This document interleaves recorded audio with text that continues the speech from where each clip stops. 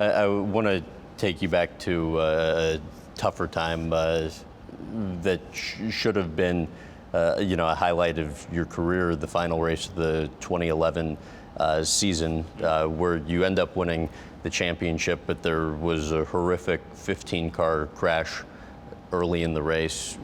How quickly did you know something was really wrong? It took a while. We knew there had been a bad accident. Tony, myself, and Marco were in the IndyCar trailer when the doctor came in and told us that Dan had died. So that would have been about, I don't know, half an hour later. I don't know, it could have been half an hour, it could have been 4 hours, I really don't remember.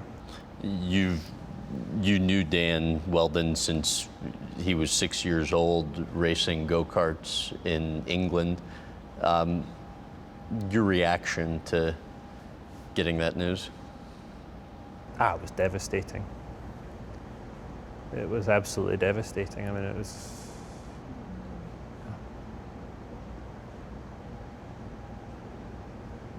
just horrible. You know, I was talking to Tony Kanaan, and he brought up when talking about that, the passing of another one of both of your close friends, Greg Moore, who was in a fatal accident in a kart race that the two of you were competing in. And when that happened, I know you were seemingly an emotional wreck at the time. You go back to Scotland, you don't want to go out of your house. Tony said, though, actually the Dan Wheldon's passing actually hit both of you even harder than that. In what ways? I have to say Greg's passing hit me really hard, as did Dan's. Yeah, just a horrible thing for anybody to have to go through. Whether you're certainly their families, it was terrible. You and Tony at Dan's funeral decide to lighten it up and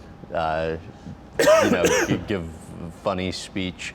What was the thinking behind that? Well, that was at the memorial service in Indy afterwards.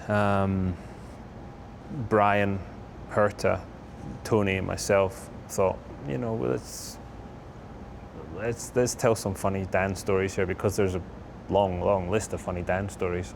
I mean, every day was an adventure, and so we just thought we would do that and let people into some of the stories that we hadn't told before. Some we had, some we hadn't, some we still can't tell.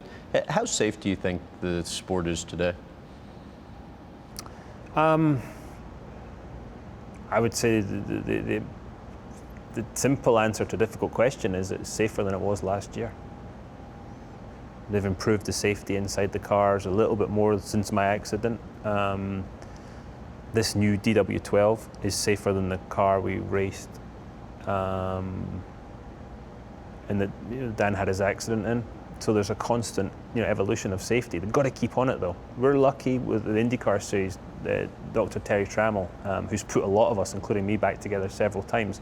He's really focused on that now, on the safety of IndyCar.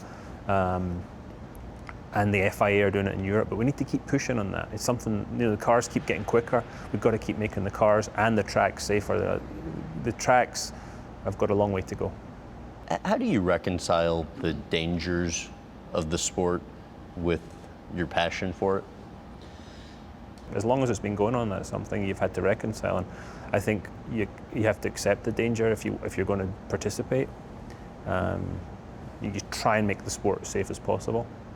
I think everybody that gets in a car, they're very calculating in what they do.